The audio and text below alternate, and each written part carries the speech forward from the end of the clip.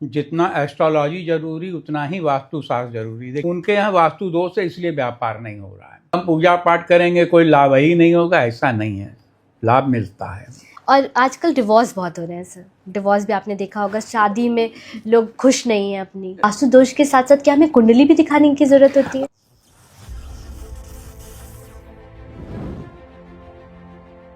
नमस्कार प्रयागराज, मैं डॉक्टर गरिमा कुशवाहा आप सभी का स्वागत करती हूँ सुनो प्रयागराज में। नई सोच नया अंदाज। आज हमारे साथ है एस्ट्रो प्रयाग संगम के फाउंडर आचार्य विजय मल्होत्रा जी। आचार्य विजय मल्होत्रा जी एस्ट्रोलॉजी के क्षेत्र में पिछले 48 सालों से कार्यरत हैं। तो सबसे पहले आचार्य जी का वेलकम करते हैं। Welcome sir. नमस्कार सर। सर आपसे कुछ जानना चाहते हैं। सबसे पहले आप अपने बारे में बताइए कुछ हमारे दर्शकों को। हम लगभग पिछले 48 सालों से ज्योतिष शास्त्र, वास्तुशास्त्र, न्यूमरोलॉजी ये सब काम करते आए हैं और हमारी इसमें दिलचस्पी थी। हम चेन्नई यूनिवर्सिटी से पास किए, एस्ट्रोलॉजी के बारे में, वास्तु के बारे में सब हमने चेन्नई यूनिवर्सिटी से पास किया और फिर हम यहाँ काम करते आए हैं। काम अच्छा चला हमारा, कोई दिक्कत नहीं। वास्तुशास्त्र की आपने डिग्री प्राप्त की है? हाँ, मतलब चेन्नई यूनिवर्सिटी? हाँ, डिग्री है हमारे पास। बहुत बढ़िया सर। सर सबसे पहले हम ये भी जानना चाहते हैं कि आपने वास्तु के क्षेत्र में जो काम स्टार्ट किया वो कैसे स्टार्ट किया सर? वास्तु का? हाँ। बस जब हमने लोगों को बताया, लोगों को पता चला कि हम डिग्री लेकर आए हैं तो हमारे पास लोग आना शुरू हुए। हमने लोगों को बताया कि भाई आपके मकान में या आपकी दुकान में, आपके ऑफिस में इस तरीके की गलती है, इस तरीके की खराबी है। उन्होंने उसको ठीक किया और उनको लाभ मिला तो वो आते लगे हमारे पास लोग। अच्छा, इसका मतलब वास्तुशास्त्र बहुत ज़रूरी है? बहुत ज़रूरी है। वास्तुशास्त्र जितना एस्ट्रोलॉजी जरूरी उतना ही वास्तुशास्त्र जरूरी। देखिए हम आपको एक बात बताएं, अगर मान लीजिए कोई व्यक्ति है, अगर वो लाख रुपया महीना कमा रहा है और वो सोच रहा है कि हम तो बहुत अच्छा कमा रहे हैं, हमें कोई कमी नहीं है, हमारे लिए तो बहुत अच्छा है, तो ये बात सच नहीं है। अगर वो वास्तु दोष नहीं होगा तो 1 लाख की बजाय 1.25 लाख 1.5 लाख कमाएगा, और अगर वास्तु दोष है तो वो 1 ही लाख कमा पाएगा। तो वास्तु दोष एस्ट्रोलॉजी से कम ज़रूरतमंद नहीं है। जितना ज़रूरी एस्ट्रोलॉजी है उतने ज़रूरी वास्तुशास्त्र है। सर जैसे हम सब किसी न किसी घर में रहते हैं, तो घर में वास्तु दोष है ये कैसे पता चलेगा? अब ये तो हम लोग जाके बताते हैं, जो क्वालिफाइड एस्ट्रोलॉजर होगा, हम जाते हैं लोगों के यहाँ। अच्छा। लोग हमारी फीस देते हैं, हमारे अपने यहाँ बुलाते हैं, हम जा करके देखते हैं, देख करके बताते हैं कि भाई ये खराबी है वास्तु की, तो लोग उसका छोटे मोटे उपाय होते हैं उसको। कुछ ऐसे संकेत, मतलब किसी को पता चलता है कि कुछ, जैसे आप कोई भी संकेत हो सकता है, बीमारी हो सकती है, ऐसी आती है? हाँ, बीमारी भी हो सकती है, धन कम आ सकता है, किसी की शादी रुकी हुई है, मतलब तरह तरह की समस्याएं आती हैं। वो कुंडली और वास्तु दोनों एक दूसरे से मैच कर जाता है और तब वो परेशान होने लगता है आदमी। अच्छा, अक्सर लोग ये मानते हैं सर कि वास्तु दोष नए मकान में होता है, क्या पुराने मकानों में भी वास्तु दोष होता है? पुराने मकानों में भी होता है। किसी ने, बाप दादा ने मकान बनाया या उन्होंने खुद ही बनाया, 10-20 साल हो गए हैं, अब वो मकान में वास्तु दोष है, आदमी परेशान रहेगा। ये कोई ज़रूरी नहीं है कि खाली परेशान रहेगा, मतलब उसको प्रॉफिटेबिलिटी कम होगी और समस्याएं बराबर कुछ न कुछ उसके लगी रहेंगी।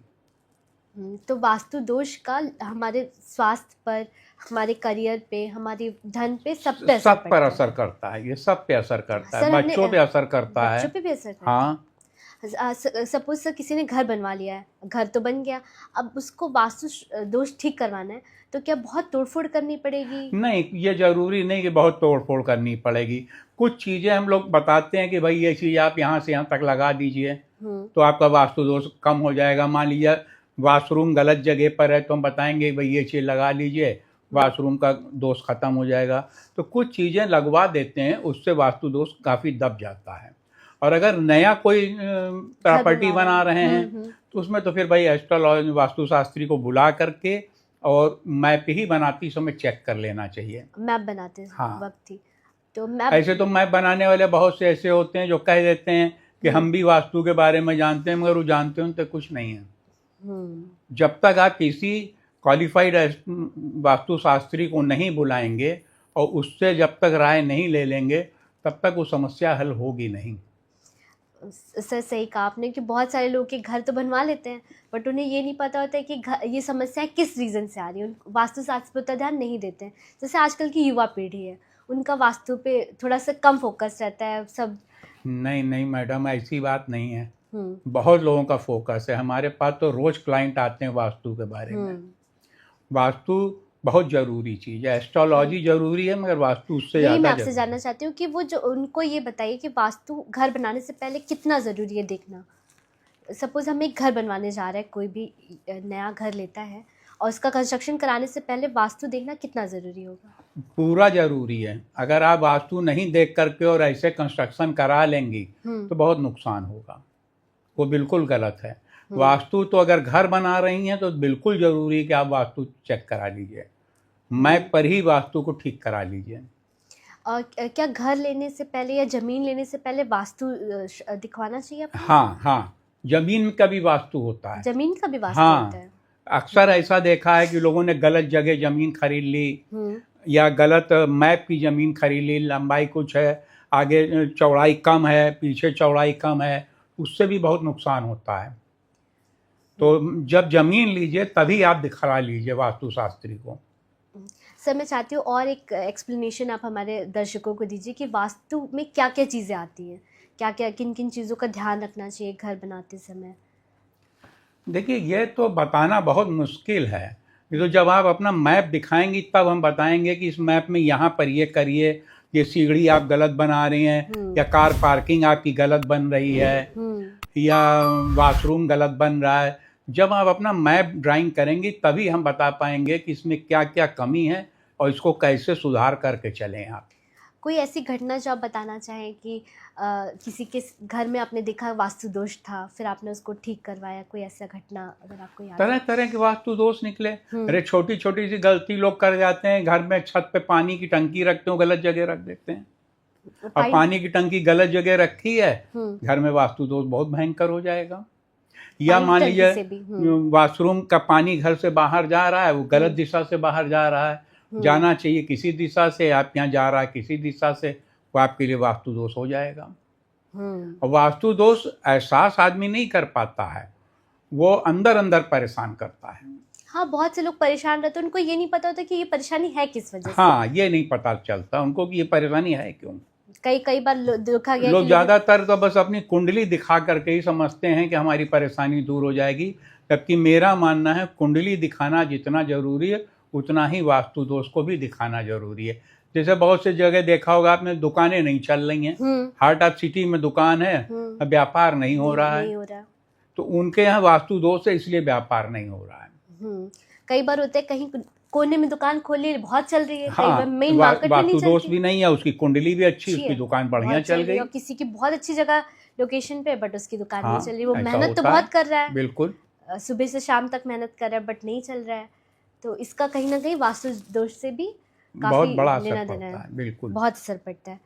सर आपने कुंडली की भी बात की अभी, जैसे तो जब हम घर खरीदते हैं वास्तु दोष के साथ साथ क्या हमें कुंडली भी दिखाने की जरूरत होती है? ज़्यादा अच्छा यही है।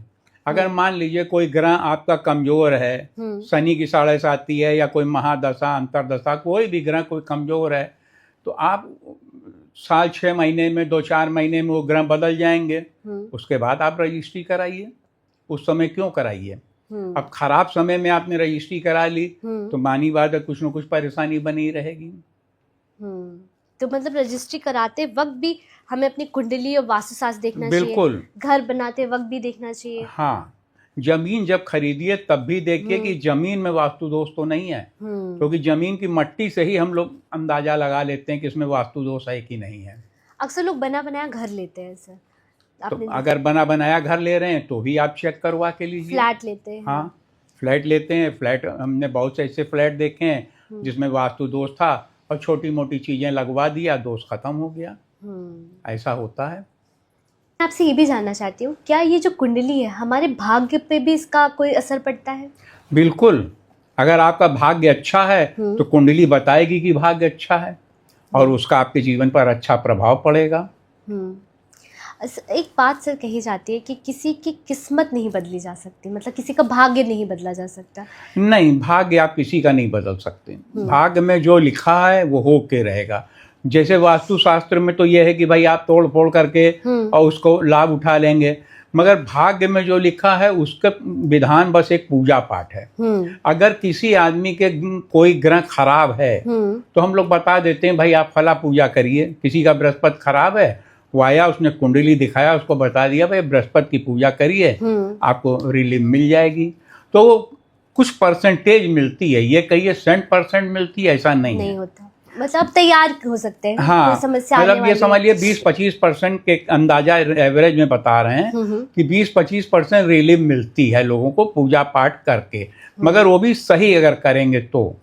अगर आपने सही समझ लिया है किसी ज्योतिषाचार्य से कि भाई हमारा मंगल खराब है या बृहस्पति खराब है, कौन सा ग्रह खराब है, जो ग्रह खराब है आपने उसी की पूजा करी है तो आपको रिलीफ मिलेगी।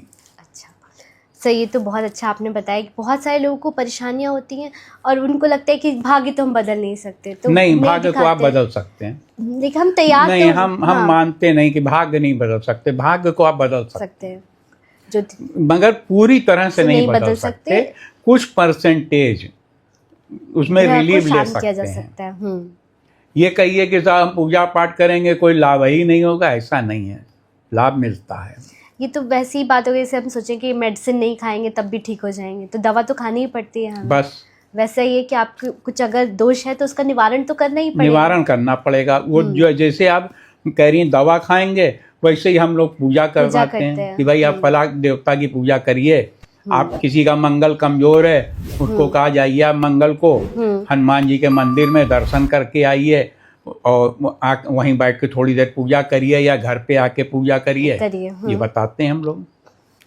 सर आजकल ये भी देखा गया लोगों की शादियों में बहुत डिले हो रहा है, तो क्या इसका कुछ कुंडली से भी इफेक्ट होता है? हाँ, अगर किसी के ग्रह में बृहस्पति है, शुक्र, मतलब ऐसे ग्रह हैं कि वो अगर आ गए हैं तो शादी जल्दी होगी, और अगर वो ग्रह देर में हैं शादी बहुत लेट होगी। तो ऐसे में हम लोग देख के कुंडली ये बता देते हैं कि भाई आप शादी अभी आपकी नहीं हो पाएगी, आप लव मैरिज करिए। उसका अल्टरनेट अरेंजमेंट ये बताते हैं कि आप लव कि भाई अब 30 साल का लड़का हो गया है, हाँ। और उसके ग्रह आएंगे 40 साल 42 साल में तो ऐसे ही रिटायर हो जाएगा। तो उसको ये हम लोग अपनी राय दे देते हैं कि भाई आप अपना लव मैरिज करो, अरेंज मैरिज नहीं हो पाएगी, आपके घर वाले बाधा डालते ही रहेंगे।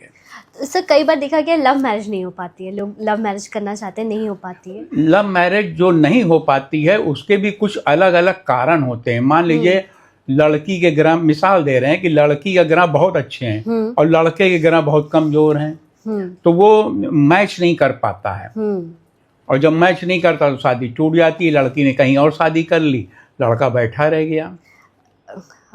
इस कुछ उपाय भी कर सकते हैं कि लव मैरिज नहीं हो रही है और करना चाहते, लड़की लड़का दोनों करना तो चाहते, परिवार नहीं तैयार हो रहा, तो हाँ उपाय है, उसके भी उपाय है, उसकी भी पूजा है, वो भी बताते हैं कि भाई आप फला पूजा करिए, फला उपाय करिए। क्या कोई ऐसा होता है कि सबके लिए एक ही पूजा होती है कि हर नहीं नहीं नहीं नहीं नहीं नहीं, हर ग्रह का अलग अलग होता है। कोई शुक्र से पीड़ित है, कोई बृहस्पति से पीड़ित है। हम लोग ये कुंडली देख के अंदाजा लगा लेते हैं कि ये किस ग्रह से ये पीड़ित हो रहा है, किस ग्रह से इसकी शादी नहीं हो रही है, तो वो उस ग्रह की पूजा बताते हैं। भाई आप फला पूजा करिए, आपको सक्सेस मिलनी चाहिए।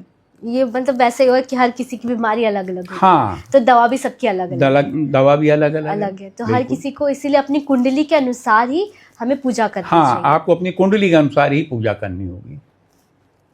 और आजकल डिवोर्स बहुत हो रहे हैं सर, डिवोर्स भी आपने देखा होगा, शादी में लोग खुश नहीं है अपनी। देखिए इसके हमारे दिमाग में दो कारण आ रहे हैं।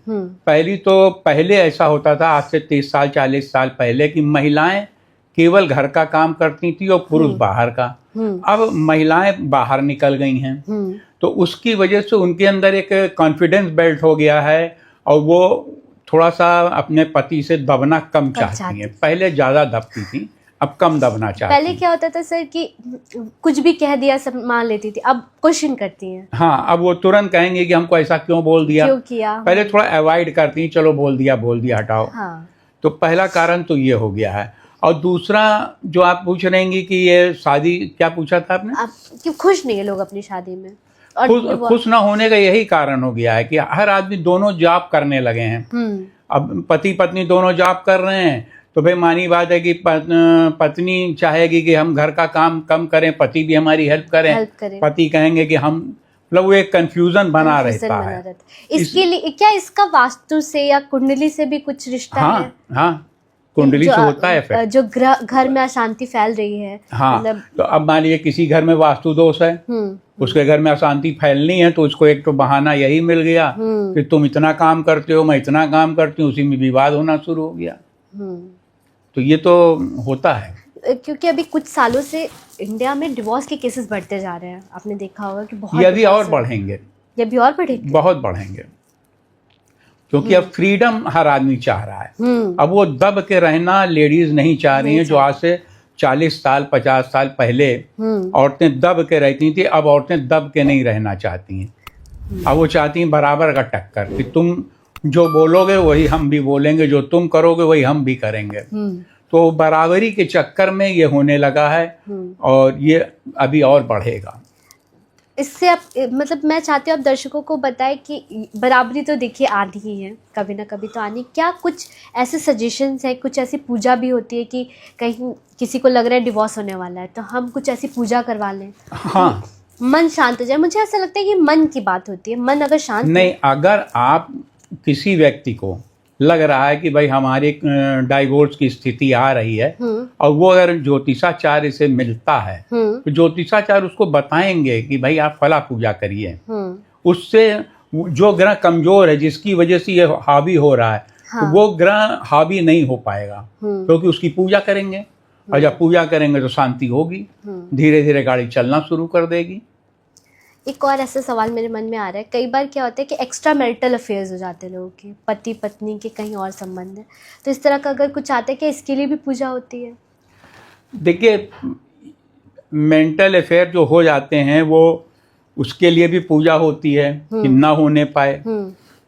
पत्नी हो या पति हो, तो उसको, जैसे मान लीजिए औरत का हुआ कहीं पर, लेडीज का, हाँ, तो उसके पति अगर कायदे से पूजा पाठ करते हैं और ये समझ के करते हैं कि इसके कौन से ग्रह से ये इसका अफेयर हो रहा है उधर, तो वो कट जाएगा। अच्छा। वो कम हो जाएगा।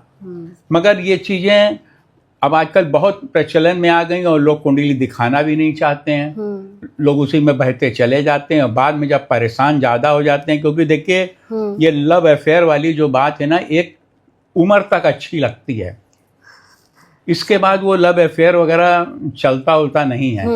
फिर आदमी चाहता है भाई हम सीधी सीधी जिंदगी जिए। जैसे बहुत सारी औरतें ऐसा देख रही होंगी ये, उनको ऐसा लगता है कि उनके पति का कहीं अफेयर है, तो ये क्या पता कर सकती हैं वो किसी कुंडली के माध्यम से? कहीं है, ये एग्जैक्ट जगह तो नहीं पता चलेगी, मगर अफेयर है कि नहीं कुंडली बता देगी। कुंडली बता देगी। हाँ। और क्या ये भी बता पाती है कि इस अफेयर का क्या रिजल्ट आएगा, मतलब कि डिवोर्स होगा आपका, कि लॉन्ग लास्टिंग अफेयर है, कि सिर्फ ऐसे ही अफेयर? नहीं, बता देते हैं, कुंडली बता देती है। हाँ, कि शादी करने से पहले एक बार कुंडली जरूर दिखा लेनी चाहिए। जरूर दिखाना चाहिए, बिल्कुल, कि शादी चलेगी कि नहीं चलेगी, शादी चलेगी कि नहीं चलेगी। मान लीजिए ऐसा भी देखा है कि कोई लड़का है, उसके ग्रह तो बहुत अच्छे हैं, मगर जो लड़की है उसके ग्रह बहुत कमजोर हैं, तो लड़का भी नहीं कमा पाएगा। अच्छा, उस लड़की के ग्रह की वजह से उसके ग्रह उसके ऊपर असर कर जाएंगे। अगर लड़की के ग्रह बहुत अच्छे हैं और लड़के के ग्रह अच्छे नहीं, तो लड़का कमा के लाएगा तो लड़की बर्बाद करेगी पैसे को, रखेगी नहीं। ये सब बड़ा कंफ्यूजन होता है, इसलिए कुंडली दिखा लेना बहुत अच्छी चीज है हमारे हिसाब से। अब आप कहेंगे कि आप एस्ट्रोलॉजर हैं इसलिए ऐसा कह रहे हैं, तो भाई अब हमारी मजबूरी है। नहीं, ज़रूरी है कि अगर शादी करने से पहले में पता चल जाए इसका फ्यूचर क्या हो सकता है, हाँ, तो डिसीजंस अच्छे लिए जा सकते हैं। मगर एक बात ये भी है कि हर एस्ट्रोलॉजर इतना बारीकी से ना बता पाता है ना समझा पाता है। हाँ, जैसे आजकल तो हमें लगता है कि बहुत सारे एस्ट्रोलॉजर मार्केट में आ गए, हम देखते बोर्ड लगा के लोग रोड पे बैठे रहते हैं। अब हम क्या कहें अपने मुंह से। अब जैसे देखिए, हम चेन्नई यूनिवर्सिटी से पढ़े हुए हैं। आपने तो पढ़ाई की है सर। हमने पढ़ाई करी है। बहुत से ऐसे हैं जो घर में किताबें खरीद के पढ़ लिए हैं, और वो 200 400 100 200 500 1000 2000 जैसा जिसका लगा अपना लगा करके अपना जो आया उससे पैसा लिया, बकझक कर दिया, चलो जाओ, हो गया। तो ये तो अपना अपना काम का तरीका है। काम का तरीका। हाँ सर, ये जो ज्योतिष या कुंडली है, इसका हमारी करियर पे क्या इफेक्ट पड़ता है? जैसे कोई बिजनेस कर रहा है उस पर भी कुछ इफेक्ट पड़ता है, या जॉब कर रहा है उस पर भी इफेक्ट पड़ता है? कुंडली का बिल्कुल पड़ता है, कुंडली का भी पड़ता है, वास्तुशास्त्र का भी पड़ता है, करियर पे और जॉब पे। हाँ करियर पर, जॉब पे, दोनों का असर आता है। जैसे किसी को अगर पता करना हो कि मुझे जॉब करनी चाहिए या बिजनेस करना चाहिए, तो क्या करना चाहिए उसे? कुंडली दिखाए, अपनी कुंडली ले, अब एस्ट्रोलॉजर को दिखाए, एस्ट्रोलॉजर बता देगा कि आपको जॉब करना चाहिए कि बिजनेस करना चाहिए, आपका कैसा बिजनेस होगा, आपकी कैसी तरक्की होगी। अब मान लीजिए, अब एक मिसाल दे रहे हैं कि किसी को कालसर्प योग है और वो परेशान ही रहेगा। तो अगर उसको पहले से पता चल जाएगा तो पूजा पाठ करके अपनी बीमारी को बहुत कम कर लेगा। क्या सब बिजनेस सेलेक्ट करते वक्त, जैसे कोई बिजनेस स्टार्ट कर रहा है उस वक्त भी उसको ये बताया जा सकता है कुंडली के हिसाब से कि कौन सा बिजनेस उसको सूट करेगा, कौन सा नहीं करेगा? हाँ बता सकते हैं, बता सकते हैं। और किस वक्त उसे बिजनेस शुरू करना चाहिए? हाँ उसके मुहूर्त को देख करके बताएंगे कि आपको फला टाइम सूट करेगा, आप इस टाइम पे अपने व्यापार को शुरू करिए, बहुत अच्छा चलेगा। मतलब कुंडली और वास्तुशास्त्र ये सब देखते हुए आप बताते होंगे कि कौन सा बिजनेस आपको करना चाहिए, किस वक्त करना चाहिए, किस एज में जाके करना चाहिए, जॉब करनी चाहिए या फिर बिजनेस सेलेक्ट करना चाहिए। ऐसा भी होता है ना, जैसे कोई आया है, उसने ये कहा कि भाई हम बिजनेस शुरू कर रहे हैं, हमने उसको कहा भाई अभी आप दिवाली तक मत करो, दिवाली के बाद चालू करना। अभी करोगे नुकसान ही में रहोगे, बदनाम हो जाओगे, तुम्हारी दुकान डिफेम हो जाएगी, नतीजा होगा कि फिर तुम मायूस होने लगोगे। तुम दिवाली के बाद या जनवरी के बाद, जो भी हमारे समझ में आया, बता दिया कि इस तारीख के बाद या इस समय के बाद तुम अपने व्यापार को फिर से करो। सर एक चीज़ और मुझे पूछनी थी कि कई बार क्या होता है, व्यापार भी लोग कर रहे हैं, पैसा भी बहुत आ रहा है, लेकिन पैसा रुकता नहीं है उनके पास। हाँ, ये इसका क्या कारण है? ऐसी कुंडली में दोष आ जाता है कि पैसे, वो मेहनत बहुत कर रहे हैं, पैसा भी बहुत आ रहा है, मेहनत बहुत करेगा, पैसा बहुत आएगा, मगर कभी पता लगा माँ बीमार पड़ गई, कभी पिताजी बीमार पड़ गए, कभी पति बीमार पड़ गए, या गाड़ी लेके गए, गाड़ी लड़ गई, कुछ ना कुछ ऐसा नुकसान होता रहेगा और पैसा रुकेगा नहीं। वो कुंडली में ग्रह कमजोर है, तो फिर उसको ग्रह शांति का पूजन करवाना। हाँ, उसके लिए पूजा करिए, पूजा करेंगे, ग्रह शांति हो जाएगी, पैसा रुकने लगेगा। और अगर किसी को कर्ज बढ़ते जा रहे हैं, मतलब किसी ने अपना काम किया है, पैसा है, कर्ज बढ़ता जा रहा है, क्या इसका भी कुछ निवारण हो सकता है? कर्ज ले लिया है, कर्ज बढ़ता जा रहा है, मतलब एक कर्ज से छूट नहीं पा रहे, दूसरा कर्ज लेना पड़ रहा है, तीसरा कर्ज लेना पड़ रहा है, तो वो कुंडली देख करके बता देंगे कि आपको आमदनी तो इतनी होगी ही नहीं, आप कर्ज ले रहे हैं, नतीजा ये होगा कि ये लोन बढ़ता चला जाएगा, बाद में परेशान होंगे। तो उसी समय उसको कहेंगे कि भैया आप रुक जाओ, अब आप लोन मत लो, कर्जा मत लो, और नहीं तो आप आगे चल के बहुत परेशान हो जाओगे। और मान लीजिए किसी ने बहुत कर्जे ले रखे हैं, अब उसको परेशानी है, तो फिर उसके लिए क्या आप करते हैं? पूजा बताएंगे, विधि विधान बताएंगे। क्या ये पॉसिबल है कि कोई बहुत कर्जे में डूबा हुआ है और उसको कुछ ऐसी पूजा कर ले, उसके कर्ज कम हो सकते हैं? हाँ बताएंगे कि तुम किस समय कर्जे से निकल पाओगे, कितना टाइम लगेगा, कौन सी पूजा करो। अब देखिए, हम आपको एक बात बतावें, अब चूंकि आप इस विषय में बात कर रहे हैं इसलिए बोल रहे हैं, वरना बोलने की जरूरत नहीं थी। गलती हर आदमी आज के जमाने में ये कर रहा है कि लेट नाइट सोना और देर में सो के उठना। ये हर आदमी गलत कर रहा है। हमारा शास्त्र कहता है सूर्य अस्त हो, आप हथियार रख दो, सामान रख दो, अपने व्यापार को बंद कर दो, आराम करो, खाओ पियो, सो जाओ जल्दी। सूर्य उदय हो, शस्त्र उठा लो, ये आपने भी सुना होगा। हाँ, सभी ने सुना है। तो ये लोग मान कहाँ रहे इस चीज को? आज के जमाने में सब लोग, लाइफ अलग सी हो गई है कि 11 बजे 12 बजे रात में लोग सोते हैं, सुबह 8 बजे तक सोते रहते हैं। अब सूर्य को आपको जल चढ़ाना चाहिए, सूर्य को प्रणाम करना चाहिए। आप 8 बजे सो के उठेंगे तो सूर्य को क्या प्रणाम करेंगे? अच्छा, एक तो आपको उस समय भी क्रॉस हो जाएगा सूर्य को प्रणाम करने का, क्योंकि सूर्य को प्रणाम करना असली होता है सूर्य उदय के समय।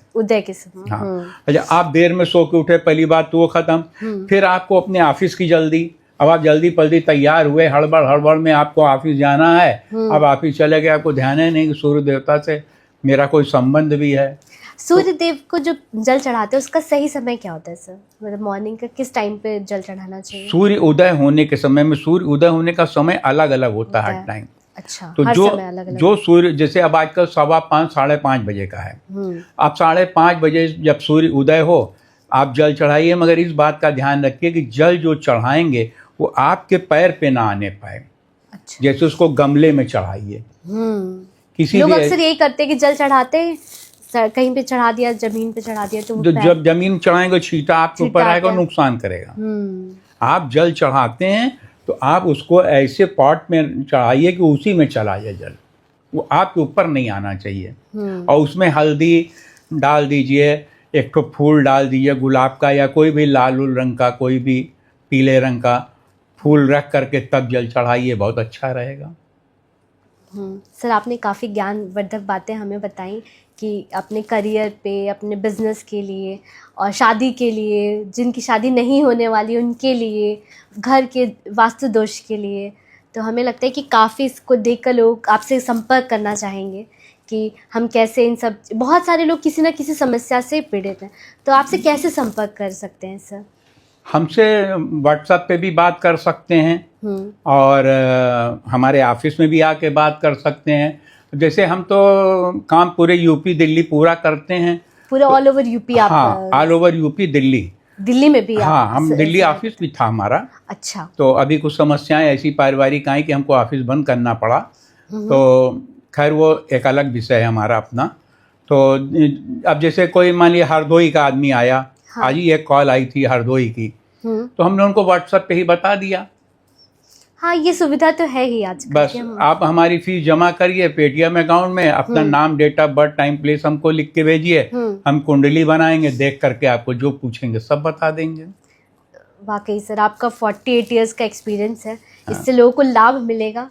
बहुत सारे लोग अपनी ज़िंदगी की बहुत सारी समस्याओं में बहुत परेशान रहते हैं, उन्हें कोई पता नहीं होता है कि कैसे इसका निवारण करें। मेरे समझ में तो 80-85% आदमी परेशान, किसी न किसी समस्या से परेशान, कुछ न कुछ समस्या है, मगर वो एस्ट्रोलॉजी को नहीं मानता, या बहुत से ऐसे लोग हमने देखा एस्ट्रोलॉजर के पास गए, उनको गलत एस्ट्रोलॉजर के पास चले गए और नतीजा हुआ उलझे का उलझे रह गए। अगर गलत पूजा हो जाएगी तो भी तो उसका गलत नुकसान होगा या लाभ न होगा, तो क्या फायदा ऐसा काम करने से। सही पूजा करिए, सही काम करिए, और अगर आप अपनी ईमानदारी से, अच्छी नीयत से काम को करते हैं तो काम तो आपका अच्छा चलेगा ही, उसको कोई रोक नहीं पाएगा। बाकी अगर कोई गलती करता है, अपनी नीयत उसकी अपनी खराब है, तो नुकसान करेगा वो। आचार्य जी, आपने अपना कीमती समय निकाला, आप इस पॉडकास्ट में आए, आपका बहुत बहुत धन्यवाद। और जितने भी लोग ये देख रहे हैं, किसी भी समस्या से अगर आप ग्रसित हैं, आपको कर्ज बढ़ रहा है, पारिवारिक समस्या है, पति पत्नी के संबंध अच्छे नहीं चल रहे हैं, बिजनेस अच्छा नहीं चल रहा है, तो आप आचार्य विजय मल्होत्रा जी से ज़रूर संपर्क करें। स्क्रीन पे हमने नंबर दिया हुआ है। और अगर ये पॉडकास्ट आपको अच्छा लगा हो और लगता है कि किसी के उपयोग में आ सकता है, उसके साथ शेयर करिएगा, लाइक करिएगा। और कुछ भी अगर क्वेश्चन भी आपको पूछने हैं आचार्य जी से, तो आप कमेंट करके पूछ सकते हैं, हम आपके क्वेश्चन आचार्य जी से तक ज़रूर पहुंचाएंगे। इसके साथ ही इस पॉडकास्ट को हम यहीं ख़त्म करते हैं। धन्यवाद।